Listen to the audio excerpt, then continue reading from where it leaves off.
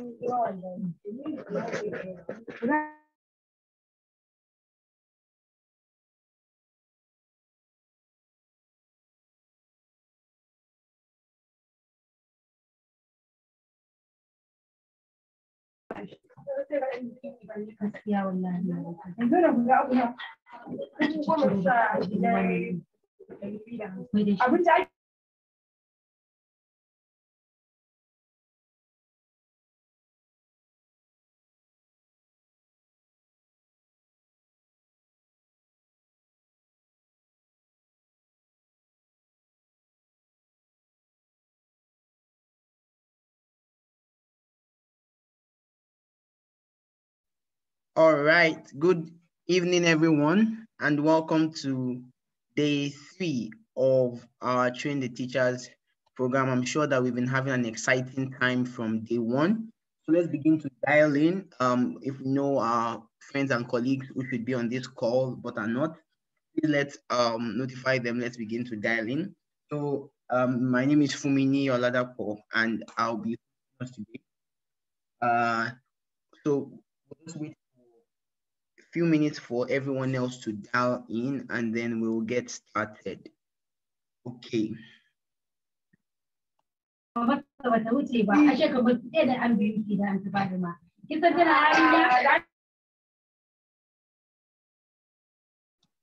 Please keep your microphones muted to avoid unnecessary distractions. Thank you. So you can just introduce yourselves in the chat room as we just get started. I'm sure that we have, because I'm very much aware that we have new people registering every day. So we're expecting new people as well. So we can just introduce ourselves on the chat room.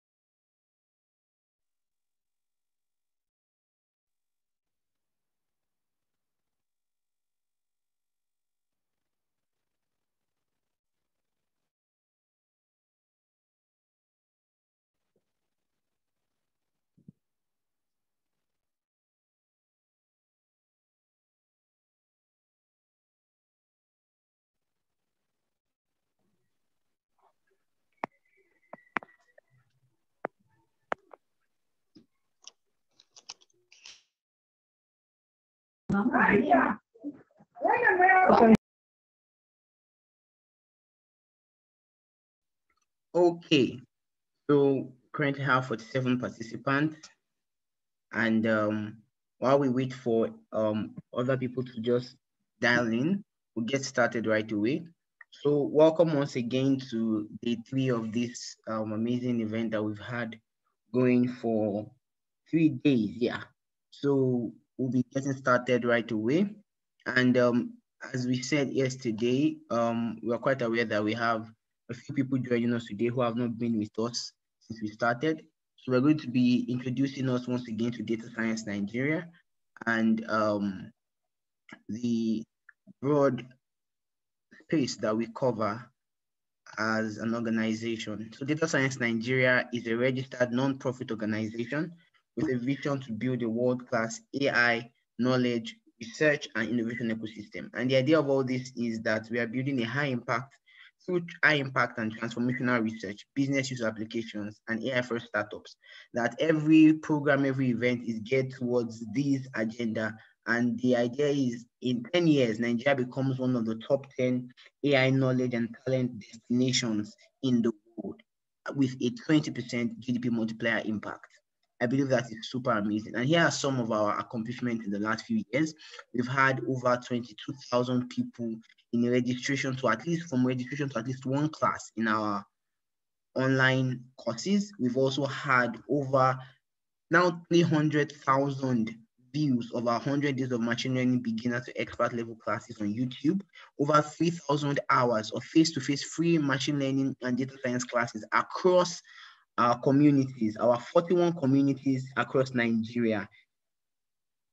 We've also had over 18 online classes that we ran during the COVID lockdown, through March to May 2020. You can visit the Data Science Nigeria YouTube channel to see these. We also have our AI for Starters ebook, which has now gotten over 1 million unique downloads. Also our AI knowledge box, which hosts over 17,000 top quality content on AI, videos on AI, data science, including data sets also. So for people to have an offline content that they can use for their learning, even if internet is not available. You can drop your questions and comments in the chat window. My colleagues are around to answer your questions and to address your comments. Thank you very much. We won the Matter Impact Award, the Deep Learning in Dabat in 2019, due to our impact in training hundreds of thousands via online, offline, face-to-face, and content development, and even job placement. And this is a very big win for us as a community, that we are able to be recognized as as the #1 solution delivery network in AI in Africa. We also won the best academic poster at the 21st ACM conference on economics and computation. This was very humbling for us, as we are a non-academic institution, but at this event, we're able to win the best poster award. This is just proof that research and knowledge is a very big part of data science Nigeria. Also, on the ongoing X Prize competition, we emerged as the only African finalist in the Pandemic Response Challenge, which was sponsored by Cognizant. And at this challenge, we are developing AI-driven models that can predict COVID-19 infection rates and prescribe actions for safely reopening society and limiting economic impact. So, to our unique platforms, we have face-to-face, online, offline content, and hands-on, through which we reach out to our vast community and really the whole world to benefit from what we have to offer, from beginners, kids and teens, intermediate to expert, university students, professionals, C-level executive, and even government agencies. And the whole idea is that it's an end-to-end ecosystem from an infant in the primary school, the C-level executive in the office. There is an AI contact point for each of them, such that the entire economy is able to move towards knowledge in this space. We also host the biggest AI bootcamp in Nigeria, where we host top knowledge and industry experts from across the world. Here in this picture is from 2019 bootcamp is Professor Thomas Dietrich, who is one of the founding fathers of machine learning as we have it today. And he was live in Lagos in 2019 to hands-on, and you can see him walking around in the class teaching the students on AI. We also train professionals and businesses and government agencies, some industries and businesses that we have trained. And you will see where at our AI Hub, where we also run free classes for our professionals. We also have our AI Plus for kids and teens community, which branches out to our AI Plus clubs for schools, where we teach children hands-on on AI and data science, really. And here is also the first ever AI book for kids in Africa, which released by Data Science Nigeria and is available via these links. Our colleagues will drop the link to this book on the chat window. And really, this book is tailored. This book is really our approach to bringing AI to the level of kids. Everything we are teaching in this masterclass is distilled to the kid level, to the children level, for their understanding in their language and with their kind of expressions. You can see the images and some of the concepts in the book, right here. So, and this is a book that's received so much worldwide acclamations from the top left there in the image is Yoshua Bengio, who is one of the top people in AI in the world today. So you can get this book for your school, for your organization. Just reach out to us. My colleagues. Okay. So we also have run this training face-to-face, which we did in 2019, where we also distributed free copies of this AI book. And these books are now across Nigeria, where train and teach students in AI and data science. Okay, so I'll quickly go over the criteria for certification again. If you're just joining today, I highly doubt that that'll be possible, but the training sessions must be attended with your registered emails, and you must have at least 80% attendance across all training. I'll say across all the sessions now, and also all daily assessments must be completed. You can view our annual report on this link, and you can connect with us on social media across these links. So I'll be handing over to my colleague, Chimaoge, who took us yesterday, to do a recap for us on what was taught yesterday, and also answer our questions and comments. So thank you very much.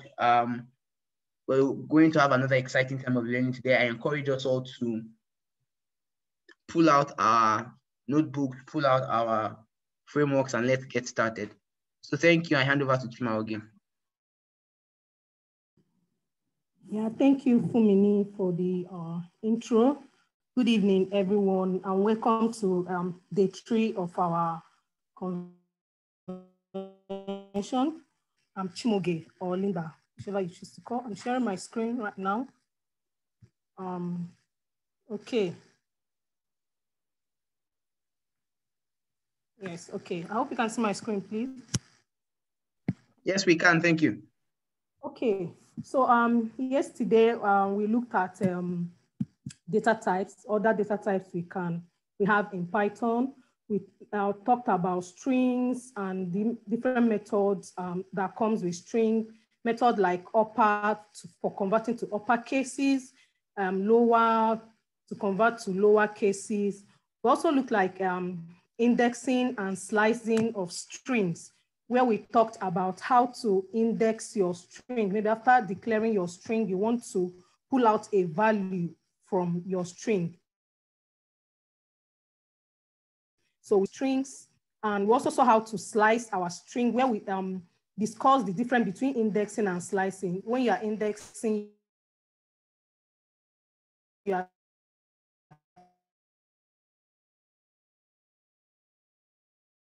trying to pull out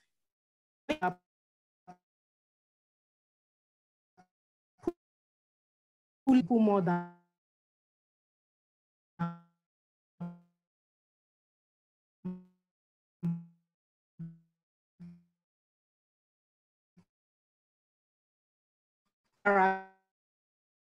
to move, wipe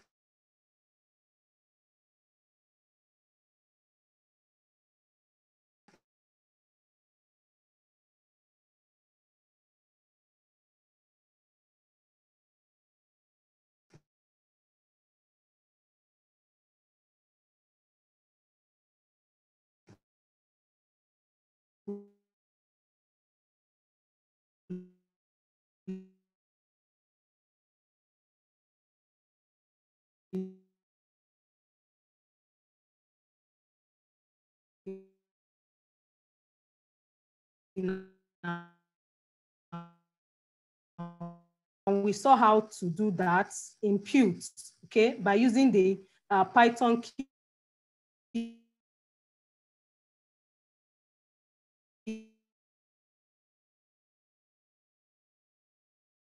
impute.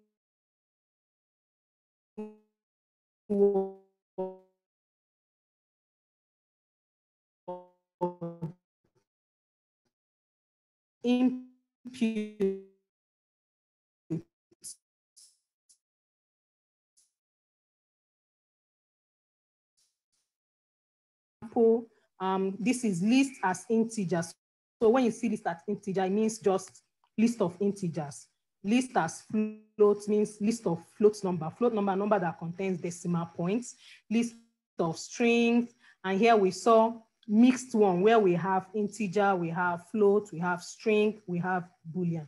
We also talked about nested lists. That means having a list inside a list. And we showed the example like what we have up here. We have this list, and inside this list, we have another list. Remember that to declare your list, you start with a square bracket, right? So your list has to be inside a square bracket. So going on now for today, let's look at range. So the way the way in our normal mathematics, range of something,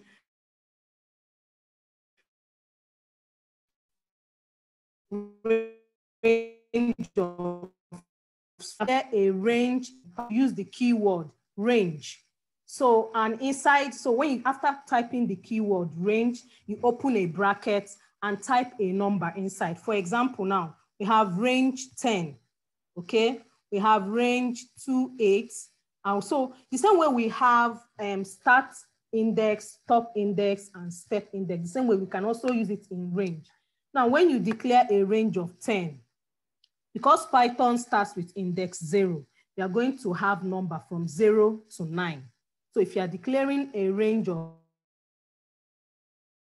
10, remember, so now declaring a range of 10, I'm going to have numbers from 0 to 9. For example, see where we have such example here. You can see we declared range of 10. it means our range is going to be from 0 to 9. If I put 11 right here, I'm going to have, you can see now I have from 0 to 10. So whatever number you put here is not inclusive.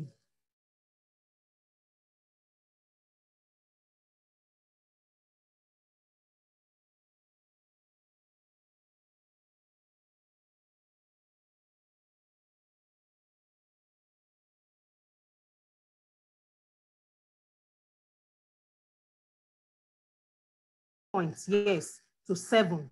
So our ending point or our stop index is not inclusive. So this one, we can see we have 3 inputs here. We have 223. So the first one is our start index. The second one is the stop index. And the third one is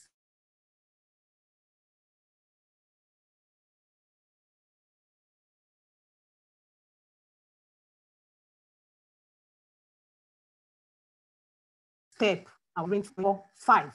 5 is the third one, and to print 5, it will count 6, 7, 8. 8 is the third one, and it will print 8 like that until it gets to, after printing 17, the next one you have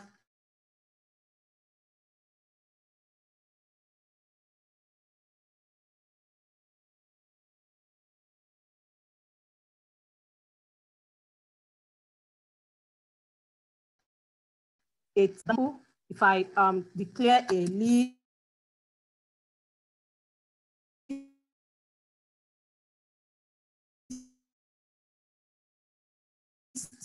to go 20 again, and I want to go step of 3,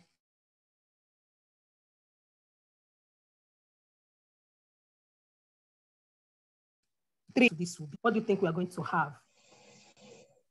Anybody? I'm looking at my charts. What do you think we are going to have? Okay, let's run it. Let's run and see. You can see we are going to have 3, 7, 8, 9, and so, because, okay, yeah, somebody said 3, 9. Okay, the person omitted 6. 6 will be there, and so. Okay, so the best thing is for you to get the concept, get the way it works. So when you go, you can try it out on your own. Now let's look at the len function. What is len? So len is used to get the number of elements in a list. It's not just a list, it can be, you know, just know that len is used to count the number of elements in a list, or the number of values you have, or number of items you have in a list. So we have example right here. I've declared a list of mixed. So inside this my mixed, I want to know the length. So len is like length. I want to know the length of my mix.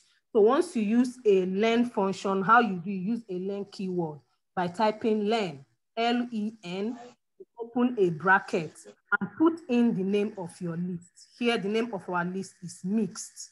So len, inside a bracket, I put in my mix. So what this len is going to do is going to come and count 1, 2, 3, 4, 5, 6, 7. So I have 7 values inside my mix. And that is what len is used for. You can see for this country, len country, we have 4. That's 1, 2, 3, and 4. Okay, and that is the way it is. You can see this one. This one is very, very tricky. So this one, we can see we have, so remember that this is a list inside a list, nested list.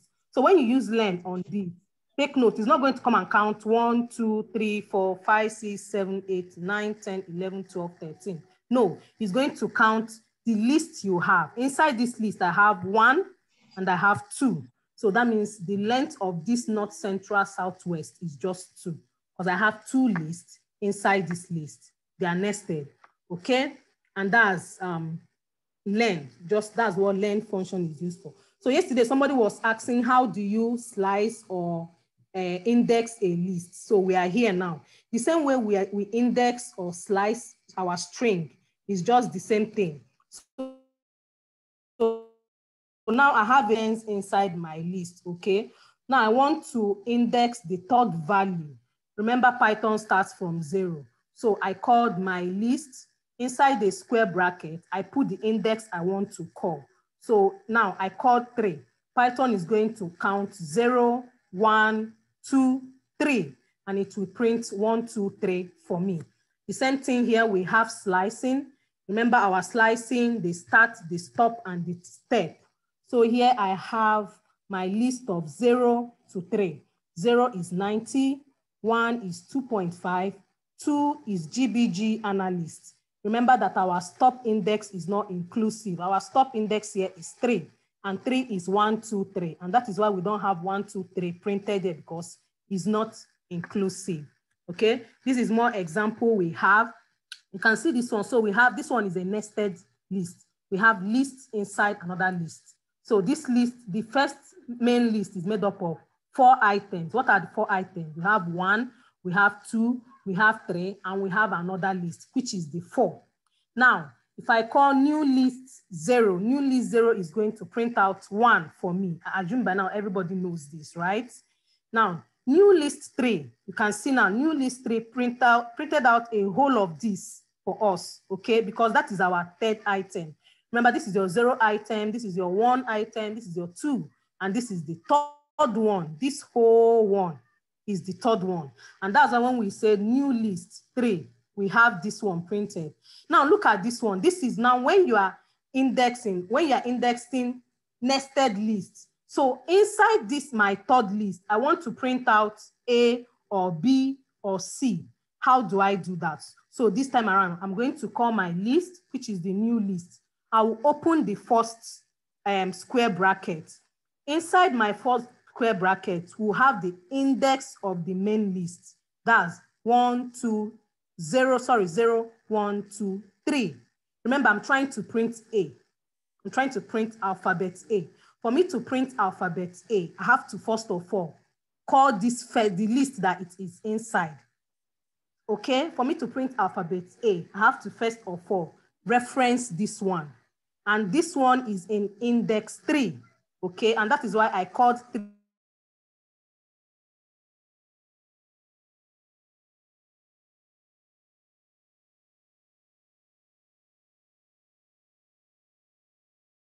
here. I opened and what should be here?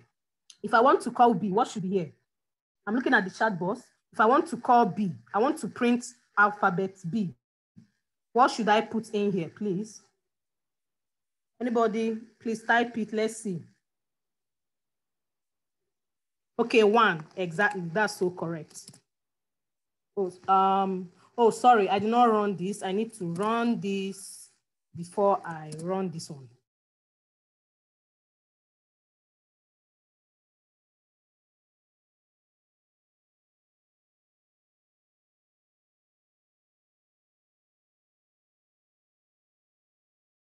Okay.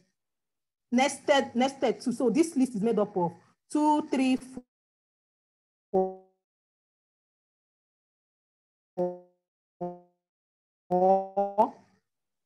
Now I want to print 2 here. I want to print this 2.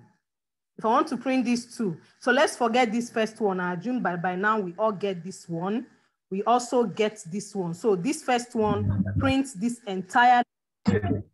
The second one prints 1, 2, 3 for you. Now inside this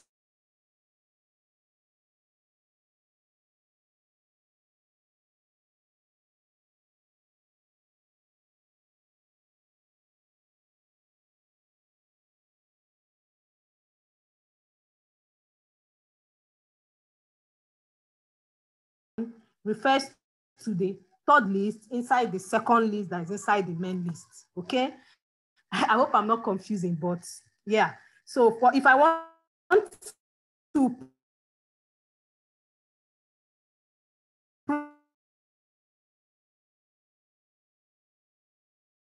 print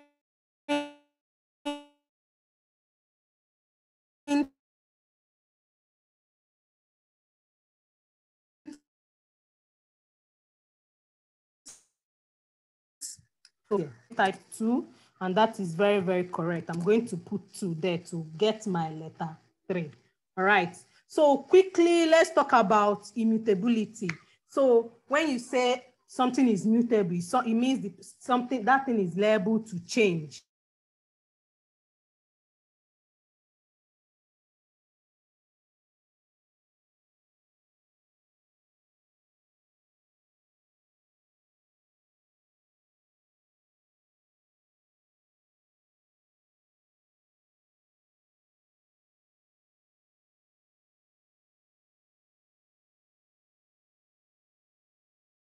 alter, you can alter on your list. So when they say list is mutable, it means that because like you can change anything inside your list. There are some that are not immutable, something like a tuple. Once you declare a tuple, which you will still see down here, you have declared it. You cannot change anything on it. So for example, now here, this is my list. Now here, I changed my list 0. That's I changed the first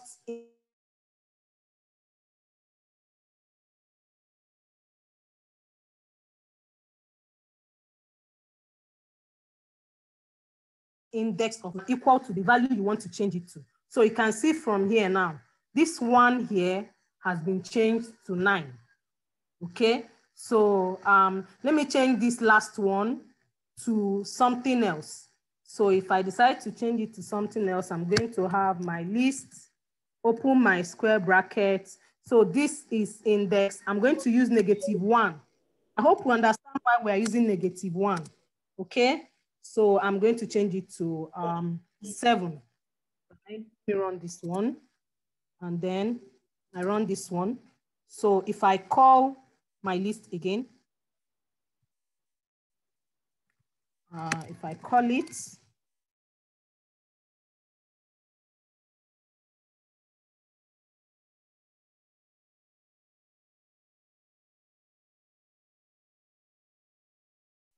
okay, so we have more example, but they all work the same way. You can see a GBG analyst here was changed to Ezekiel, okay? And GBG analyst, you know, is pointing to index 2, 0, 1, 2, remember. So we have different methods of lists, append,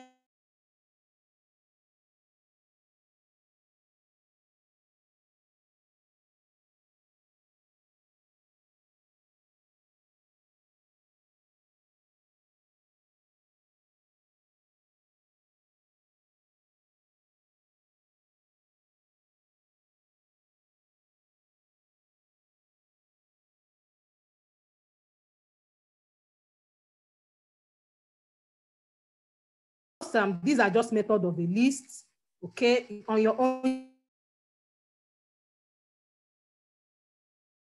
you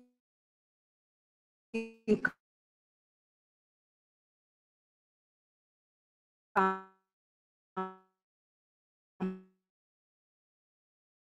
browser values, just that tuple is immutable. Once you declare your tuple, you have declared it. And to declare a tuple, you use a parenthesis. Remember, to declare a list, you are using a square bracket. But to declare a tuple, you will use the normal bracket we know, the normal parenthesis we know to declare a tuple. And once you declare it, you have declared it. You cannot add anything to it. You cannot remove anything to it. So tuple is normally used to store things you know that you don't need to change them for a long time, or they are just the way it is. You can use tuple to declare such things. But things you know that you have to be changing with time, okay? You use your list to declare such. So the way we have nested lists, we also have nested tuples. We also have length. What length, which is which len is used in Python, what it does in list. That is, okay. I'm going to stop here and allow my. Remember, we have lists, we have tuple. They all work the same way, just that the difference is that list is mutable. You can change list, but tuple is immutable. You cannot change tuple. Okay, so thank you.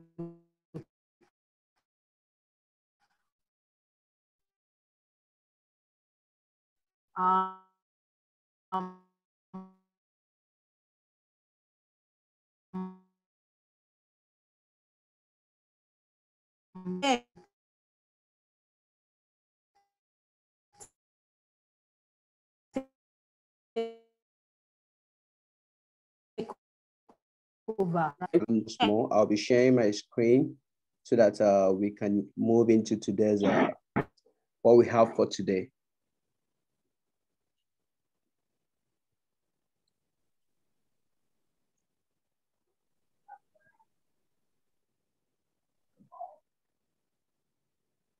Okay, so I'm sharing my screen now. I don't know if it's visible yet. Can we see my screen? Yes. Okay, awesome. So for today we are looking at we continue on data structure, and Chimaoge and other instructors actually dealt with data structure in Python. So today we just have like 2 or 3 to look out for, since we've done like 2 or 3 of them, and now we're just going to be looking at set and dictionary. It's very tiny to read from here. I don't know, maybe. Oh, okay. What about now? Yeah, okay, this is fine. This is better. Okay. Awesome. So that's set and dictionary. We should be familiar with set, but dictionary might actually mean another thing in Python here. Okay, so set and dictionary are also types of data type. They are part of the data structure that we have available for us in. What do we stand to gain in this particular for today? First of all, we have to understand basic data structure, which Chimaoge have dealt with. And also, we're going to work with set and dictionary. So those are the 2 major things that we hope to achieve today, set and dictionary. Okay. For set, we know that set is an unordered and unindexed collection of unique elements. Just like we know in mathematics, we can have set of numbers, set of alphabet, set of things, right? Collection of things that are related, isn't it? Okay, so one thing you must know about this set data structure is that it is unordered. That is, the elements in the set are unordered. Then we also know that we can't use the index. We can't get an element with the index because since they are unordered, so there's no way we can get elements via what? Using our index, right? Okay. Then we can construct sets using this type of bracket, which is the coily brace. This is the coily brace, and we can construct sets using this. And how do we actually work with sets? Now, for instance, if we have call received, this is a variable, right? And this type of variable is actually a set. And in this set, I'm having different elements. I have element 0, element 1, element 4, 2, 3, and so on, right? So if I run this cell, I check this. So this is what I have. 0, 2, 3, 4, and 5, right? So this particular type is what is set. And how can we confirm that in Python? We can use a type function. It's an inbuilt function in Python. So if I run this cell, I see that is what is a type cell. Is the type of set. So what is actually peculiar about this data structure, this type of data structure?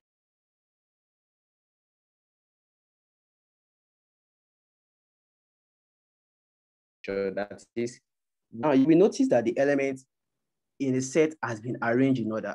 this I don't know if anybody noticed that we have 0, 1, 4, 2, but by the time we're calling the element like the set, right, it rearranges itself because set is built in a way that when you declare your set variables and everything, it rearranges it. Then it's also checked for duplicates. It does not like duplicates, right? So if I have duplicates here, for instance, though we are still going to get there, but I just want to point that out because as time goes on, we have to be taking note of different data structure and their characteristics. So one of the characteristics of set is that you cannot order it, right? You can't order it. Then we cannot also index it, right? Okay, it handles that by itself, okay? And yeah, if I have another example here, I have another example, my fruit, and inside my fruit, I have apple, banana, cherry, orange, pineapple, grape, and pawpaw. So if I run this cell, I have this. Then if I check it, you see that it has also rearranged it again. Because if you look at this, this is A, starting with A, starting with B. Of course, that is in alphabetical order already. But when it comes to O, P, G is here. So I expect grape to be somewhere here, but set has rearranged it. And now we're having a rearranged outcome, right? Okay, so that's how sets work. And if you check the type of my fruit again, you will notice that it is still what? It is still set, right? Okay, now one keynote that we need to pen down here is that set is that it doesn't support duplicate. I've pointed out that out before, right? It does not support duplicate. And from the knowledge of mathematics as well, we have sets of elements. Sometimes we can have set 1, 2, 1, 1 repetition, but there's a unique feature of sets that we don't repeat ourselves. Now, if you look at this, for instance, I have, what are the repetitions here? I have 19, 20, 15, 19. So 19 is appearing twice already. So if I run this as sets, you will notice only appear, right? So it means that the set data structure does not allow repetition. It doesn't allow duplicate. So you can only have unique values in set. Okay, and if I check that again, you see that it's also a type set. I've talked to this. So the duplicate there is 19 and set has already handled that, right? Awesome. Okay, so now if we want to check the number of elements in a set, like I want to know the number of elements I have in my set, I can use the len function. This is actually a Python function, and I think Chimauge has actually talked about that. So if I run it, I will have that the len of my student age is 6. And if you go back and check, actually, we have what? 1, 2, 3, 4, 5, 6, 7. Though we have 7, but when it comes to having it as set, it has changed it to what? 6. We declared it as 7, but it is now having it as 6. And now if we check the length, we have what? Just 6 of them, right? Okay, if you look at another example, it means that sets can have different types of data type. Now, data structure is different from data type. Data structure is how you handle data type, right? So we have integer here, we have floating number here, we have string here, we have another integers, we have Boolean here, and you can see that different types of data type has been used in this set. And when we pass it to the set, the coily braces, you see that it's not complaining. Rather, I can still see that my set is still there. For instance, if I add another cell here and I call that variable, I can still see that these are my elements. So it can take multiple data type. It can take multiple data type. It means that I can have different data type. The only thing is that I can't have duplicates. It's not possible. For instance, if I had another true here, let's add another true here. This is another true. Let's add another false. Okay. So if I run this cell, you see that by the time I check my set, I'm only having 1 true and 1 false. So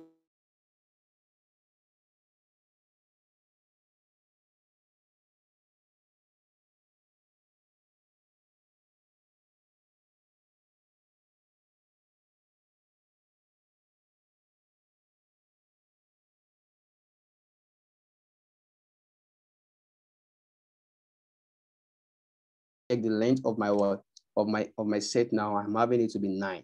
Now, before we actually move to indexing and slicing of sets, right?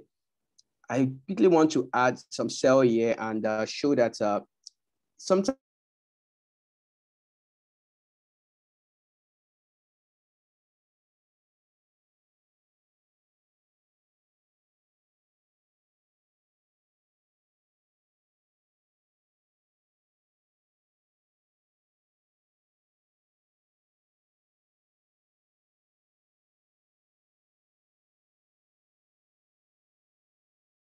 what we want to convert to set. For instance, if I have a list of, let's say that list of companies like a DSN, I can have a company XYZ, I can have company ABC, right? Sorry about that, company what, ABC. Then by the time I run this, you see that we're having the same result as this. This is also a set, right? So if you don't want to use the coily brace to what?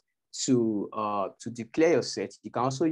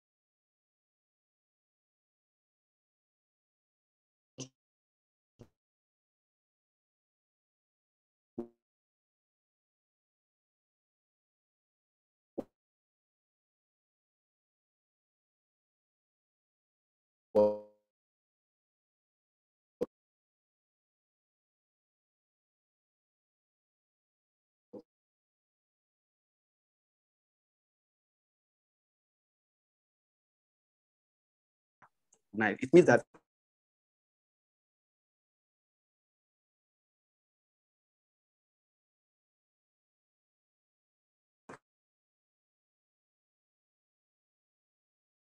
I should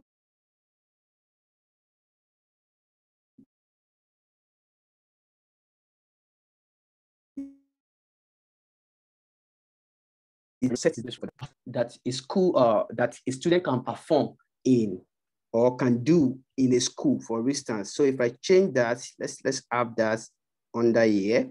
Let's have it below. Let's say that's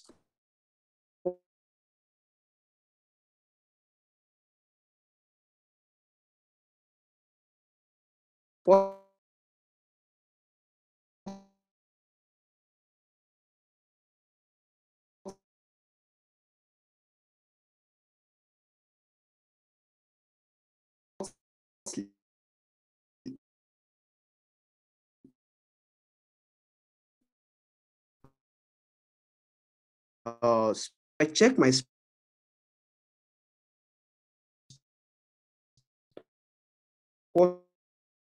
now. It means that the student cannot do more than one sport. Yeah, in some schools like that, right? Also, we can think of, just know that whenever you want to declare variables and you want to use data structure, know the reason why you are using it. It means that characteristics already. So if you don't know the characteristics already, it means that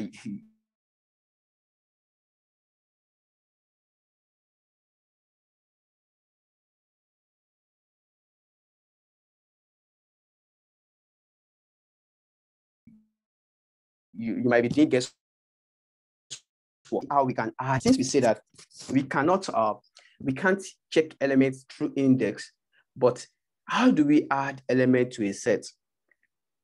Now, every data structure in any programming language, for instance, here we are using Python function, referring to as what? Some of them as their characteristics, what they can work. Let's look at this spot, a spot, and I hit dot and I hit tab. I'm going to see all the possible function that I can do that are available for me with the what? With the set function, right? Okay. Now, one of them is the add. There's a function called add, that is, you can add element to the set. Now, how do we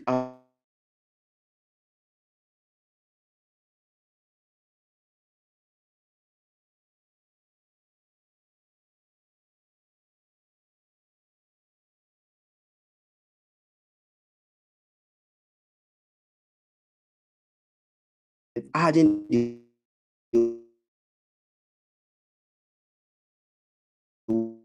what? I'm adding the implementation. It's saying that add an element to a set. This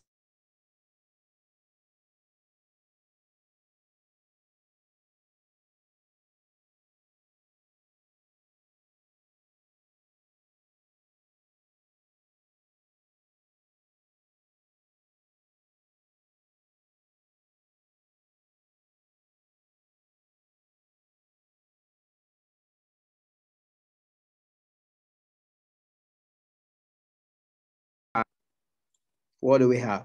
You see that 20 was there before. It's not adding extra 20, still the same 20 that was there before. That is why it is good to actually read the doc string sometime, the documentation. It said that this has no effect.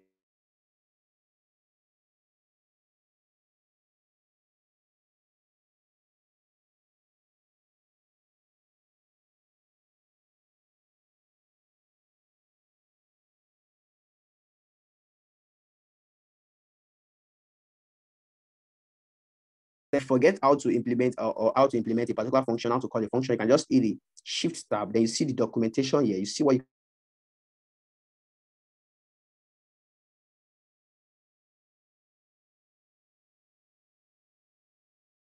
is one of them. Another one is I have my set, I have this string 1, string 2, string 3, and string 4, right? So if I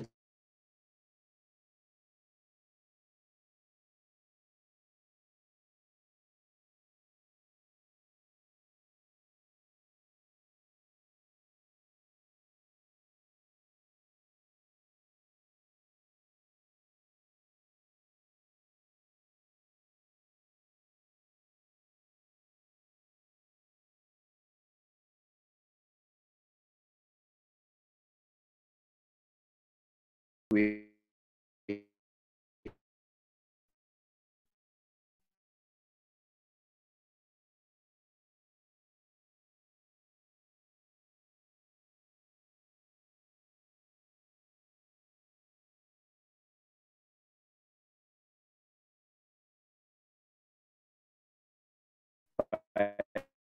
chat. Okay. Yeah, you is the audio better now? Hello. Okay, that's okay. That's okay. Can you hear me? Yeah. Can we hear? Okay, it's better now, right? Yes, yes, we can hear you now. Awesome, awesome. Okay. So are we following the lecture now? Like, do we have questions regarding the lecture or something that is not clear so far that we can quickly address? Okay. Okay, awesome. Okay, we're good now. Awesome. Okay. So let's just continue. We can use the length to check the what? The length of the element in the set. Now, again, we've just demonstrated the add function, right? And is an attribute of the what? Of the set. Now, how do you know what is available and what is not available for a particular data structure? There's a way to find out in what? In Jupyter Notebook, right? Now, if I just, for instance, check my set dot, then I hit the tab, look at all the functions that are available for me. Can you see all the functions that are available for me? I have the add, right? I have the clear, I have the copy. So each of these functions have what it can do. I have the updates. There are many of them. For instance, let's see the dot clear. If I clear it and I try to access what is inside my set before, what do you notice? You can see that the set is empty. There's nothing there anymore because I've applied the what? Dot clear function. Can we hear me now? Yes, please, we can hear you. Continue. Yes, we can hear. Okay. So we have the dot clear and everything is clear. So now when you are using a particular data structure, make sure that before you start writing some of your own function, check the functions that are available for you. For instance, I can see the pop, all of the pop. If I try the pop, I don't know the meaning. For instance, let me assume that I don't know the meaning, but if I hit that, what do I have? It's telling me that you cannot pop an empty set. So let me go and recreate that set again. Let's create it. I recreate it. Then let's pop. Can you see? Pop is returning what? GB analyst. Why is pop returning GB analyst? For instance, if you want to know the documentation of the what? Of the function, you can hit Shift Tab. Can you see what it's telling me? It's telling me that remove and return an arbitrary set element. It's telling me that it will return an arbitrary set element. Now, for instance, let's check again. GB analysis is the what? Is the second what? Is the second index, right? Is at the second position. And now if I hit pop again, it's giving me what? It means that what the set.pop is bringing back is at random and arbitrary, but it must be in existence in the what? In the set itself. But if we still have, let's say we have another function, there are many of them, you can just check them out. Just hit a shift tab. For instance, let's have this. My set dot tab, and I have all of them here. So there are many of them here. You can go through them and know what they actually work for, right? Okay, so that's that about that. Now, part of what we can also do to a set is we can have the union, intersection, we can have complement of two sets, just like mathematics. That's what this data structure is trying to mimic, is trying to implement. So we are familiar with this, that if we have red fruit and orange fruit, for instance, example of red fruit can be apple and cherry. Example of orange fruit can be what? Tangerine. Now, if you find what is common to red, that is a fruit that can be red and also can be what? Can be orange. You can see pepper. Some pepper can be red, some pepper can be what? Orange. we can have tomato as well. So this is just what? Union is an element, I mean, is the property of what? Of set, and it's the mathematical symbol. So how do we implement it in Python? That's my whole, that's where things get interesting, right? But we know from the theory that union means what is common to both, right? So for instance, I have set A, 7, 2, 5, and I have set B, 2, 5, 1, 8, right? So what is the union of A and B? What is the union of A and B? How do we do that? Now, if I check A union B, I have what? I have this. This is an error already. It means that A is not defined. Let's run this and run this. Now, if I print A union B, it's giving common to A. I mean, yeah. What do we have here? We have 7, we have 2, we have 5, we have 8, and we have 1. So if you say A union B, that is, get all the elements in A and B without any repetition. So if you see the elements in A and B here, we have 1, 2, 5, 7, and 8 without repetition. You will notice that 5 is appearing in what? In both, right? But there is no what? There is no any what? Any repetition in this case. Okay, so that's that. Now, this is a way of doing it in the Python language itself. This symbol you've seen here, the pipe symbol, is telling you A or B. That's the meaning. This one means A or B. But there is a function in what? In the set itself that is called union. So if I want to get A union B, I can either achieve it this way using the pipe or use the set what? Attribute itself.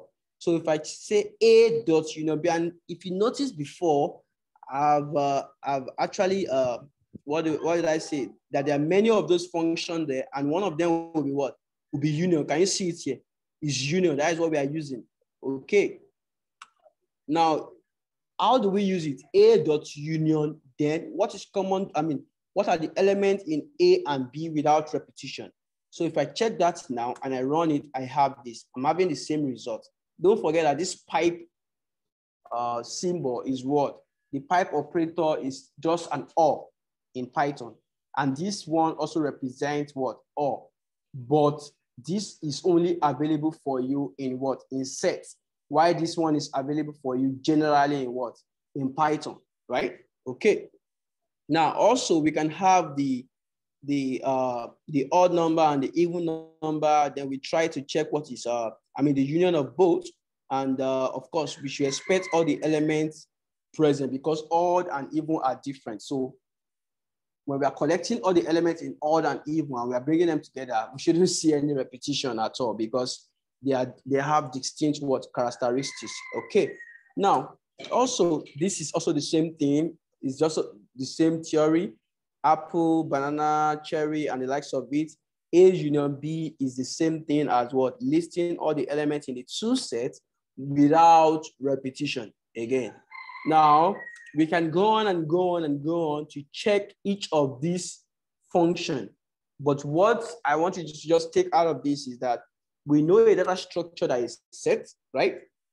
And this set data structure has some what? Uniqueness. And part of the uniqueness is that it does not allow for what? Indexing. You can't index using what? If you are using set, there is no room for what? Index. Number two, you can't have what? Duplication, right? Okay. Number three, the elements are what? Are rearranged. The moment you initiate a set, it rearranges it in what? In ascending order by default. Okay. Now, everybody should know by now how to do intersection. Intersection is just to call the two what? The two sets and try to find intersection in what? In what? In both. This is the function intersection. I won't go into this. This is available for you in general Python, right? But I'm focusing on the functions that are available for you in what? In the data structure set, because we are dealing with sets now, okay? Because this can be different by the time I make this thing double. For instance, if I have it double now, it means another thing entirely, right? For this case scenario, it doesn't work, right? Okay, so sometimes you might not want to use all these generally available operator if you are dealing with a peculiar data structure, except you are not dealing with peculiar data structure. That is when you should be using general operator. If I'm dealing with sets, I should know the functions that are available for me in sets. So I shouldn't be using what? General operators, because sometimes after you've written your code, you want to come back to it and be like, A, this sign, and B. You have to be going to what? Maybe Google or your reference note to know what this actually stands for. But once I see A intersection B, I already know the meaning of what? Intersection. So another thing you must take note of when you are dealing with any data structure is try to know what is available for the what? For the data structure, and try to use them instead of the general Python operators, right? Okay, that's that. Can you see that we are using it again here? Fine, we're just using it as an example that if you can't achieve it this way, you can achieve it that way. Okay, the same thing here. Now, complement of a set, we should know the meaning of complement of a set as well. Just the difference between two sets. That is the difference, that is, what is the difference between set A and set B? Okay, now if you run that, we can also achieve that with what? With the minus sign here. And again, I won't advise using this, but what? Using the what? The function, the attribute itself. So if I run this, I will have the answer, but we can also use the function call, which I will prefer so that for readability. Okay, now that is that about set. And right now, I'm very sure that if we give out this notebook today, you'll be eager to check every other method that are available for you in sets. With what we've done so far is just for you to create a set. For instance, let's just do my set. If I want to play with it, I can say my set, and I have some elements in it. Let's say 1, 3, 6, 7, 4, and 9, right? This is my set. Once I declare my set, I can start playing around with my set. It's just for me to what? To check my set and check the method. What do I want to do? This thing means what do you want to do with the elements inside the what? Inside the set. So once I walk through this and I be like, okay, fine. Okay, I want to remove something. I click on this. I put my curly brace, my parentheses. I check what does this mean? Remove an element from a set. It must be a member of the set. It means that which one do I want to remove? Let's say I want to remove 6 and I put it there. I've not used the remove method before, but with what I've learned today, I've seen that once I declare it and I read the documentation, I should be able to do it. Can you see? Remove, and it is done like that. So what I just want you to get out is that get to know your data structure and know what is available for you in that data structure, right? Okay, so if I keep going like this, you see that you see the same thing. We will just be calling what? We'll be calling different method on the what? On the set. And these are the things you can just play around with at your what? At your leisure. So the next one, before we move to dictionary, please can we just use the chat session to, before we move to dictionary, if there's any question on sets, if there's any question on sets, is there any question on set before we move to dictionary? Okay. Okay. Someone said we should carry on. Okay. Okay. Okay. So we can move on. Awesome. So with this, I'm very sure that you are comfortable with sets, even though you haven't used it before. That's great. Now for dictionary. Dictionary. Okay, we have too much chat. Let's see. Do we have nobody? Nobody. Okay, can a set contain different data type? Yes, it can.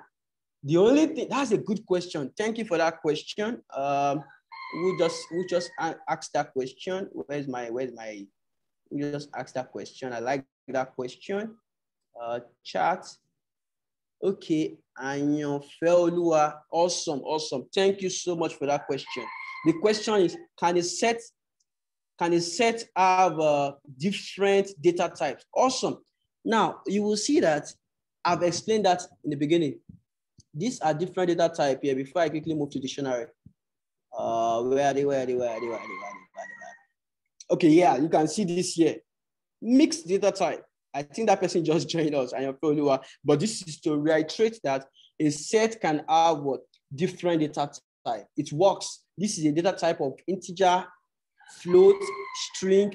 All of them can go inside what? Inside set. Just don't repeat yourself. We don't want duplication. Now, let me quickly rush down to dictionary.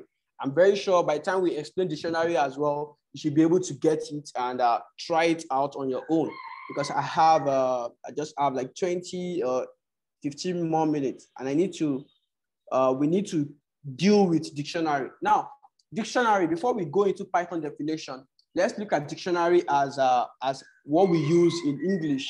It is a mini textbook that we use to get the meaning of what? The meaning of words, right? Now, for you to access a particular word in a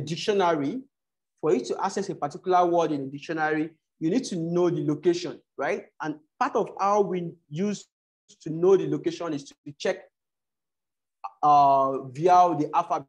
For instance, if I want to check the meaning of the word president, I have to go to P first, then go to PR, go to what? PRE, from that until I get to what? The word president. It means they have like uniqueness, and the word president is unique on its own. Now, when it comes to dictionary in Python, it is just key value. You must have the key for you to access the value.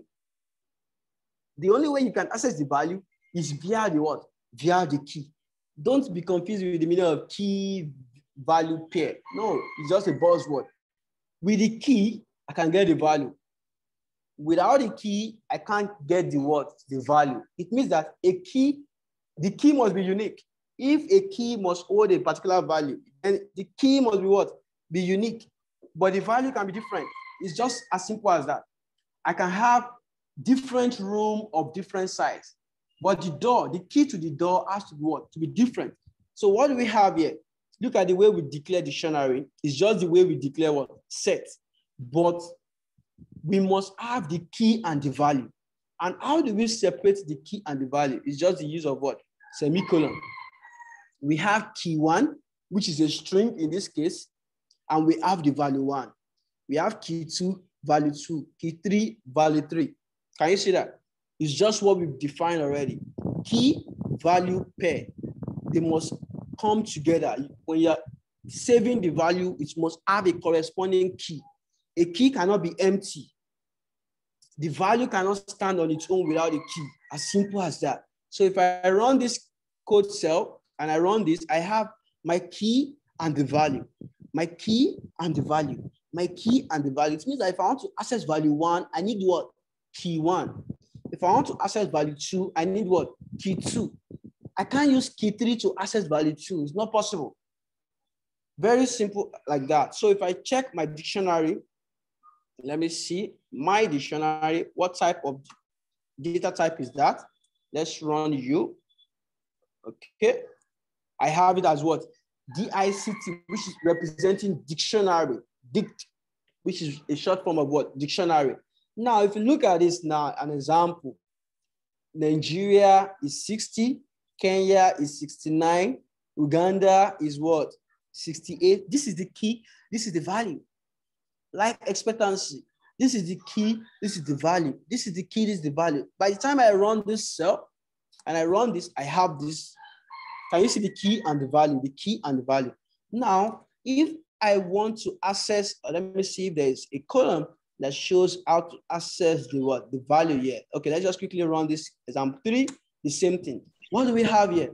We are having the key as not central, and this is the value.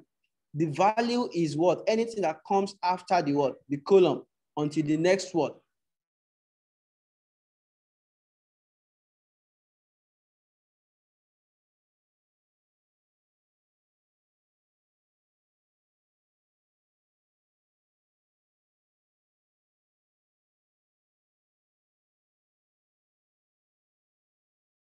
I have 3 as my key, and the value is 3.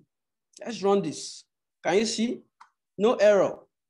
But if I run this, what do I have? I have the key and the value. In this case, it can look confusing.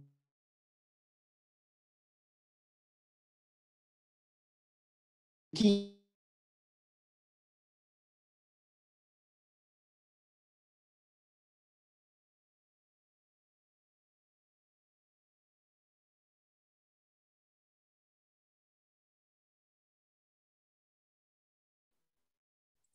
What do you notice? We have key 1 to hold what? To hold 2. It took this guy, but never took this, because the key has to be what? Has to be unique across. You can't use the same key you can't have duplicate keys. It doesn't work that way. I just want you to know that, right? Okay, now let's quickly clean this up. It's just like to explain. Also, we've seen this function several times, and we know the meaning by now. Just to check the meaning, just to check the length of the word, the element in the data structure. Now, how do we access elements in what? In a dictionary? We access it via the key. We use the key to access the what? The value. Now, for instance, we have this, and if I want to access, let's say we want to access this value, 68. What is the key to 68? Uganda. I copy it, I put it here. What am I doing? In life expectancy, give me the value of what?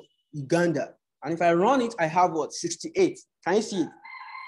Now, it will be different for you to now say that you want to access Uganda with the value. No, and you now put 68 here. No, it doesn't work.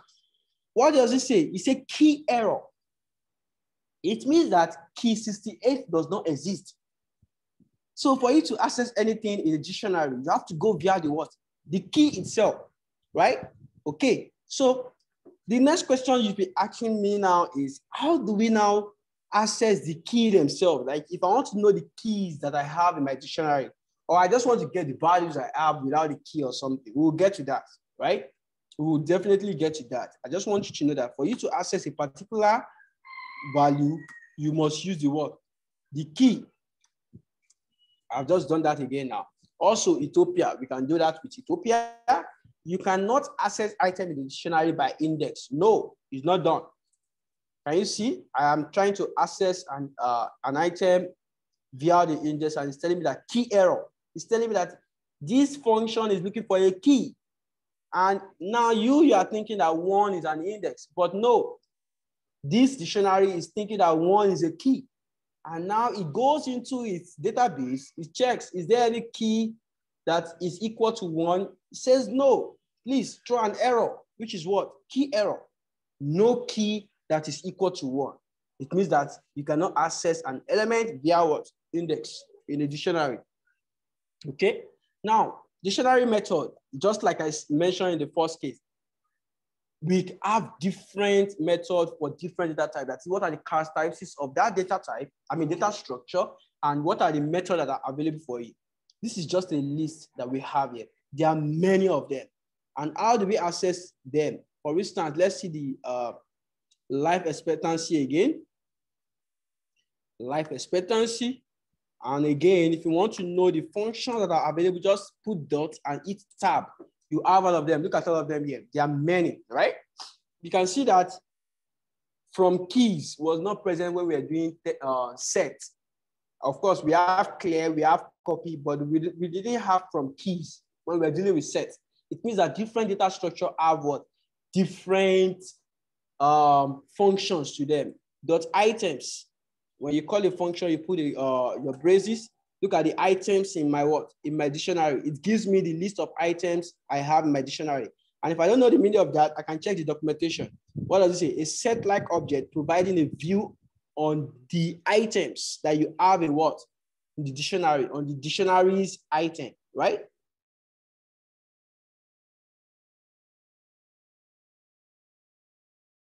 Okay, a good one, what? In my dictionary. Look at the keys, Nigeria, Kenya. In case I forget, or there are many of them, I can quickly use that function to what? To check. What about the what? Same thing goes for this, another type of, an example of checking the keys. Now, the values, if I want to check the values of what? Of the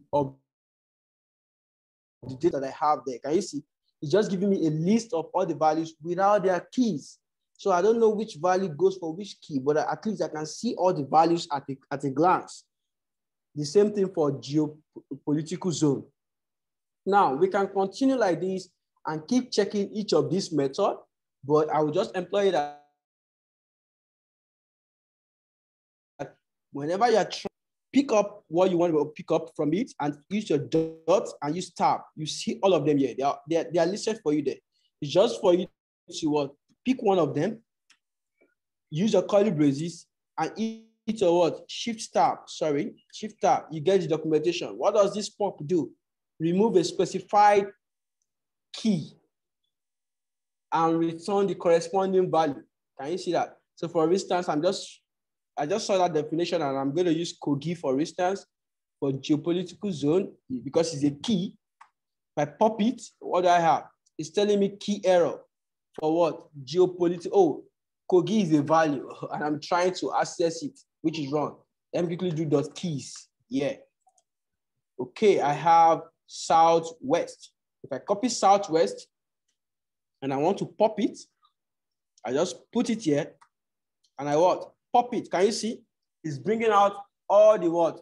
All the elements for what? All the values for what? For the key Southwest, and that's pop it out. Now, you ask me what's the difference between this pop and accessing the elements, right? Below, let's now check that geopolitical zone again. What do you notice? For geopolitical zone, the Southwest, which was there before, has been removed totally because we pop it, right? Okay. Now, another method is what? Dot items. And dot items gives you the items in the what? In the dictionary. And what are the items in your dictionary? The key and the what?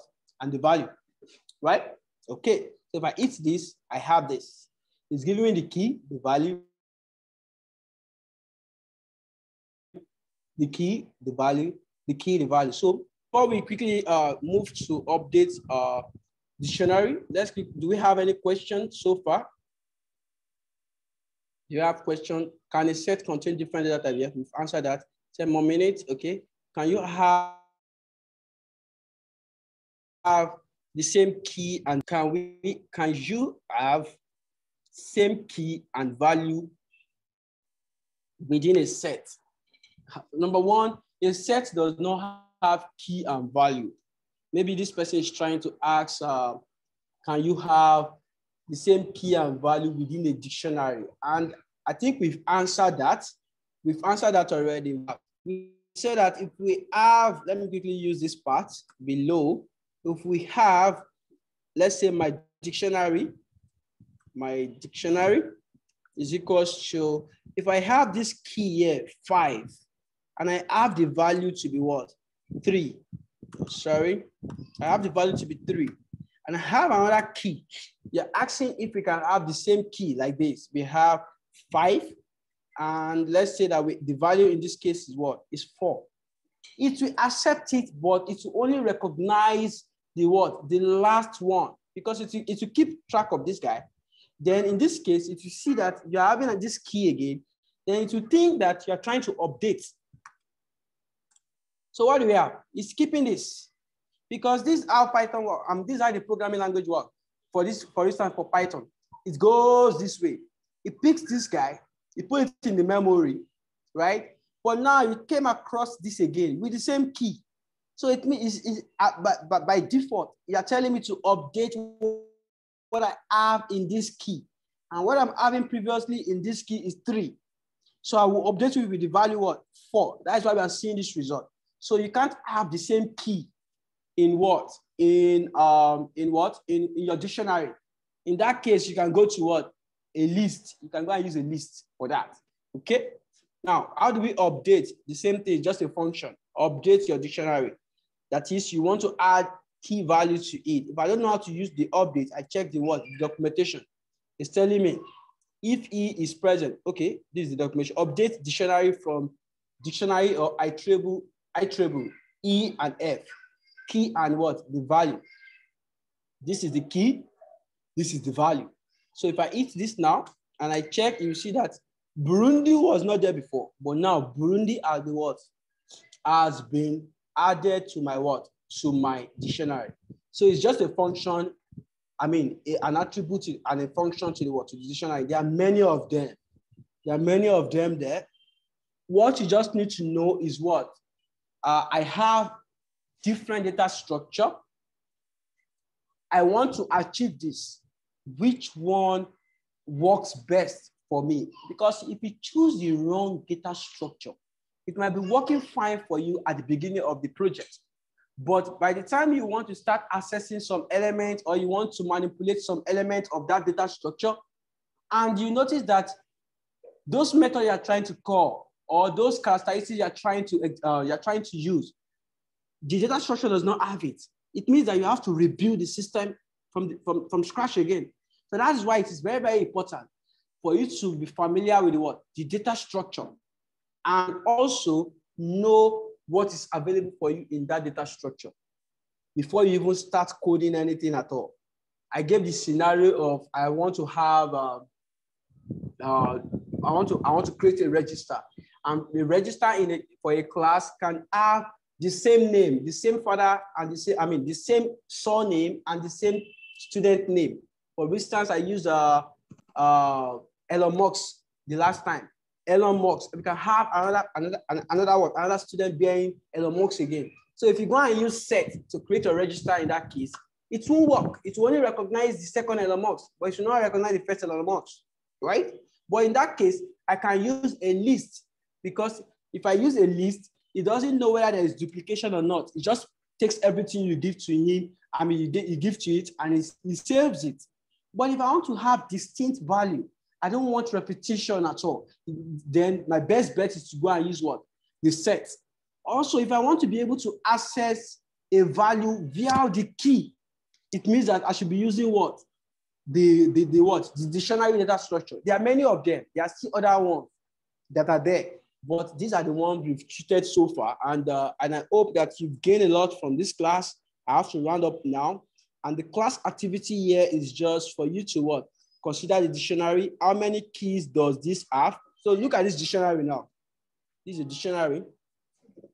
Let me print out this dictionary so that it doesn't look confusing. And once we are done with this, you can put the answers in the chat session. So it's asking, how many keys does this have? Can we check? Let me check my chat session. What do we have? How many keys do we have? Okay, so Rebecca said 4. Let's confirm that. We have, okay, 4. This is 1. You can just count with the column. 1, 2, 3, 4. Great. So question B, list the values of D. How do we access the value of the dictionary D? We just do dot what? Dot what? Dot value. If you can't spell it, just say dot, use tab there and it will autocomplete. These are the what? These are the values there, right? Okay. How does access spinach using what? Dictionary D. That is, how do we access where's spinach? Look at spinach here. Is in what? It belongs to a vegetable. The key vegetable. So I have to go via what? Vegetable first. Can you see that? We are already rounding up this vegetable. Now I want to get what? Spinach. This is 0, 1, and 2. Now, what is this? This is no longer a dictionary. This is a what? A list. So for me to access it, I can use what? Index now. Index 2. And I have my what? My spinach already. Can you see that? Okay. Now, okay, that's that. The last one, how do you add a new fruit? We can just use the what? The dot add to it. Below, we can have D dot what? Dot add, right? Dot add. Then you add to it, right? Okay. So yeah, do we have any question before I hand over to Lekan or Fumini? Any question?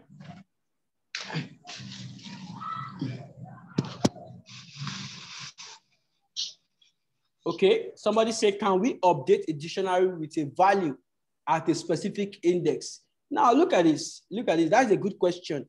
That's a good question. Okay. Now I just got a notification that no more question, but let's quickly answer that. If I have D And you say, can we add to a what? Can we add a particular value to it? If I pick my vegetable, for instance, if I put this, and I put it to be what? Let's say vegetable is now F4, and we have that. By the time I go back to D, can you see? It has replaced the old value there for vegetable. It has replaced it from this particular data structure, right? Okay, so I think I will hand over to Lakon right now. I can stop sharing my screen. Thank you so much for listening and having me. Yeah, so over to you, Fumile. Thank you, Okwe. Thank you, everyone, for a wonderful time today. I trust we have all greatly learned. So activities and notebooks, workbooks, the assessments will be shared via email and on the WhatsApp group. So we'll catch you tomorrow. Please, it's the same time, 5:30. Let's all gather.